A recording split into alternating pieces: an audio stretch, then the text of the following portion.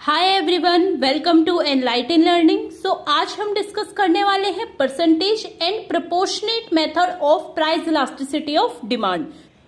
सो proportionate और percentage method हमारा third method हो जाता है मेजर करने का प्राइस इलास्टिसिटी ऑफ डिमांड को।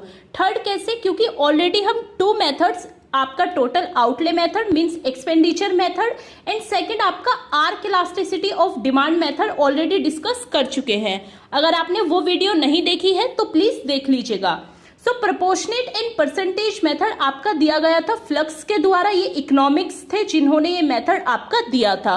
ये काफी इंपॉर्टेंट इंफॉर्मेशन है क्योंकि बाकी सभी मेथड्स जो आपके दिए गए हैं वो दिए गए हैं प्रोफेसर मार्शल के द्वारा एंड केवल ये मेथड दिया गया है इकोनॉमिक्स फ्लक्स के द्वारा, प्रोफेसर फ्लक्स के द्वारा। सो आपको ये पता होना चाहिए, एग्जाम में आपका ये क्वेश्चन रेज हो सकता है। ये आपका मेथड मॉडिफिकेशन हो जाता है टोटल आउटले मेथड का।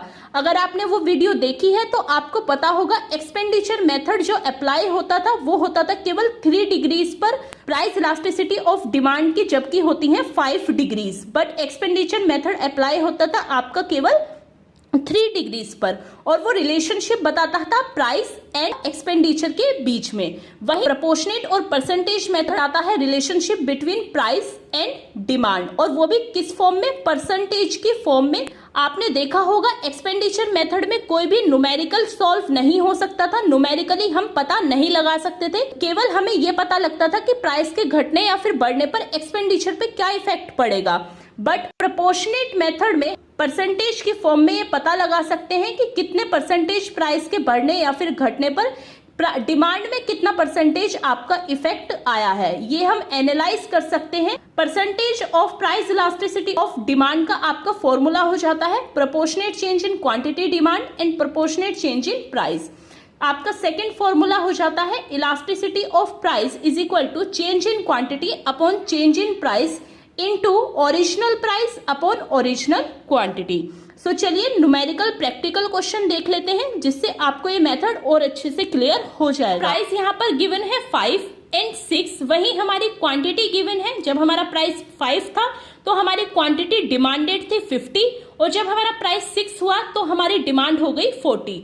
एप्लीकेशन करना है फॉर्मूले में, आपको फॉर्मूले में पुट करना है। फॉर्मूला क्या है हमारा? Elasticity of demand of price is equal to change in quantity upon change in price. Quantity में कितना चेंज है यहाँ पर? 10 का 50 से हुई 40। एक चीज आपको ध्यान रखनी है कि इलास्टिसिटी ऑफ डिमांड में जब भी कैलकुलेशन करते हैं तो माइनस के साइन को इग्नोर किया जाता है, माइनस के साइन को कंसीडर नहीं किया जाता परसेंटेज मेथड में या फिर इलास्टिसिटी ऑफ डिमांड मेथड में। सो आपकी क्वांटिटी थी 50 जो हो गई 40, यानी 10 का चेंज आया है। वहीं आपके प्राइस में 1 का चेंज आया है। ओरिजिनल प्राइस था आपका 5 एंड आपकी क्वांटिटी थी यहाँ पर ओरिजिनल 50। सो ये हमने फॉर्मूले में पुट करा, 0 से हमारी 0 कट हो गई, 1 5 जा 5 और ये भी 5 ही रहेगा। तो 5 अपॉन 5 इज इक्वल टू हमारा सॉल्व कर आता है 1।